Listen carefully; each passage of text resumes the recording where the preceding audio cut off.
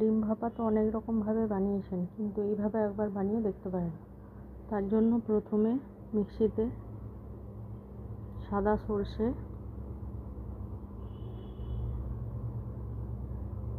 অল্প লবণ,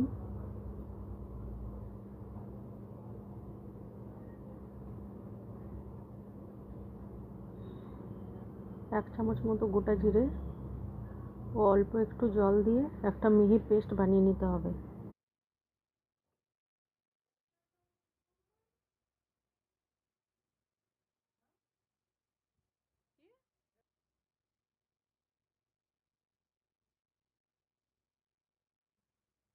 এবার ডিম সেদ্ধ 2 টুকরো করে কেটে নিতে হবে।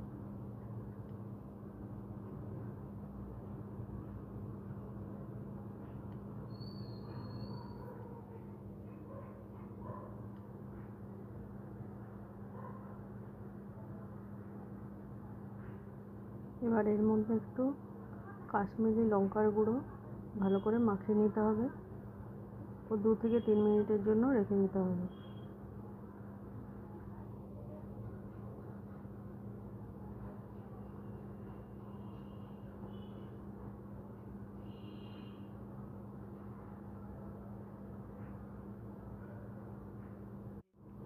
এবার 2টো পেঁয়াজ মিক্সিতে বেটে নিতে হবে।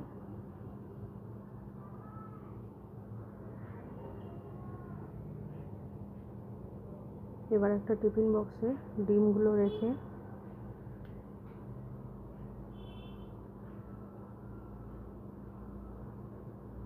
তার মধ্যে পেঁয়াজের পেস্ট,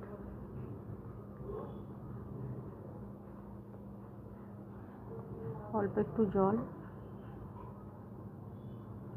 সরষে বাটার মিশ্রণটা দিতে হবে। এবার কাশ্মীরি লঙ্কার গুঁড়ো,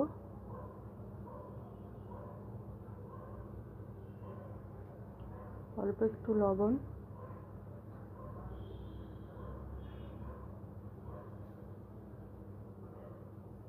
ও 2 চামচ মতো কাঁচা সরষের তেল দিয়ে ভালো করে মাখিয়ে নিতে হবে।